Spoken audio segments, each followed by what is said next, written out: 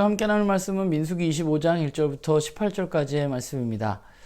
발락과 발람의 이야기가 끝나자마자 이스라엘이 부월에서 있었던 한 사건을 오늘 본문은 기록하고 있습니다.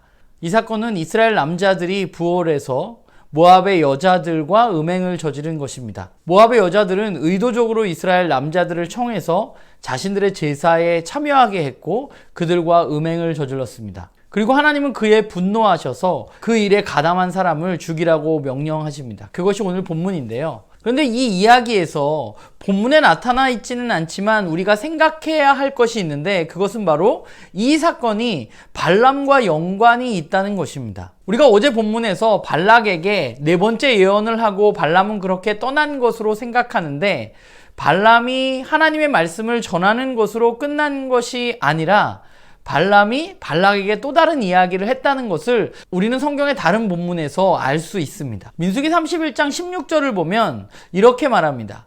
보라, 이들이 발람의 꾀를 따라 이스라엘 자손을 부올의 사건에서 여호와 앞에 범죄하게 하여 여호와의 회중 가운데 연병이 일어나게 하였다 라고 말합니다. 또 요한계시록 2장에 살펴보아도 이 사건이 발람이 발락을 시켜서 한 일이라는 사실을 우리는 알 수 있습니다. 그러니까 발람은 그냥 떠난 것이 아니라 발락에게 이스라엘을 무너뜨릴 방법을 알려준 것이죠. 그가 하나님의 말씀에 따라서 이스라엘을 저주할 수는 없었지만 그는 이스라엘을 무너뜨릴 방법을 알고 있었고 그것을 발락에게 알려주었습니다. 그는 자기 자신을 보면서 우리가 어제 본문을 보면 하나님의 말씀을 듣는 자, 전능자의 환상을 보는 자라고 말했지만 결국 돈 앞에 굴복하고 발락을 도왔습니다. 그리고 이 발람의 꾀에 정말로 이스라엘의 남자들은 무참히 무너지고 맙니다. 그들은 우상 숭배를 했고 이방 여자들과 음행을 했습니다. 오늘 본문을 보면 심지어 하나님의 분노가 일어나서 그들을 죽여야 한다는 이야기 가운데 한 남자는 미디안 여자를 자신의 장막으로 데리고 들어가는 모습, 그 모습을 우리는 오늘 본문 가운데 볼 수 있는 것이죠. 하나님은 분노하셨고 하나님께 용서의 기도를 드리지 않았습니다. 그저 모세는 하나님의 명령을 행했습니다. 사람들은 죽어나갔고 연병이 퍼졌습니다. 이런 상황 속에 한 인물이 등장하는데 그는 엘르아셀의 손자 비느하스입니다. 그 비느하스는 창을 들고서 미디안 여자와 함께 자신의 장막으로 들어간 그 사람을 쫓아 들어가서 장막에서 그들 둘을 찔러 죽입니다.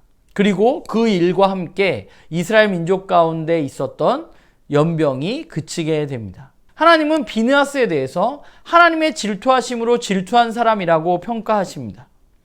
그는 하나님의 마음을 품고 행동했고 그는 하나님의 마음을 품고 분노했고 그는 하나님의 마음을 품고 행동했습니다.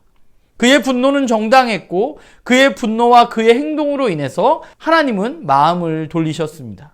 지금 오늘 말씀을 보면서 여러 가지 생각을 하게 되는데 그 중에 제가 가장 많이 생각했던 것은 오늘 나는 무엇에 분노하고 있는가 하는 것입니다. 나는 혹시 내 삶에 일어나는 어떤 손해에 민감하게 분노하지 않는가? 또 나는 내가 자동차를 운전할 때 내 앞에 깜빡이 없이 끼어드는 그 차를 보면서 분노하지 않는가? 또 나는 내 마음을 알아주지 않는 내 사랑하는 사람들을 바라보면서 분노하고 있지는 않은가? 또는 나는 내 말을 듣지 않는 나의 자녀들을 보면서 분노하고 있지 않는가? 오늘 제 삶을 좀 돌아보게 되는 것 같아요. 오늘 비느하스를 보면서 우리가 품어야 할 마음에 대해서 생각해 보게 됩니다. 우리는 비느하스와 같이 하나님의 백성으로 하나님의 마음을 품는 사람으로 살아가야만 합니다. 하나님의 마음을 알고 그분의 마음을 품고 행동하는 사람이 우리가 되어야만 합니다. 결국 내가 하나님의 마음을 품고 행동하는 것은 나만을 위한 것이 아니라 그것이 공동체를 살리는 것이라는 사실을 오늘 본문을 통해서 우리는 알 수 있는 것이죠. 비느하스의 행동으로 그와 그의 백성이 살았던 것처럼 내가 가지고 있는 어떤 지식과 행동으로, 분노로 우리 공동체가 망가져가는 것이 아니라 내가 하나님의 마음을 품고 내가 행동하기 시작할 때 그것은 나만 살아가는 것이 아니라 우리 공동체가 살 수 있다는 생각을 가지고 무엇보다 하나님의 마음을 품고 이 땅 가운데 하나님의 마음으로 행동하고 살아가는 우리 모두가 되기를 간절히 소망합니다.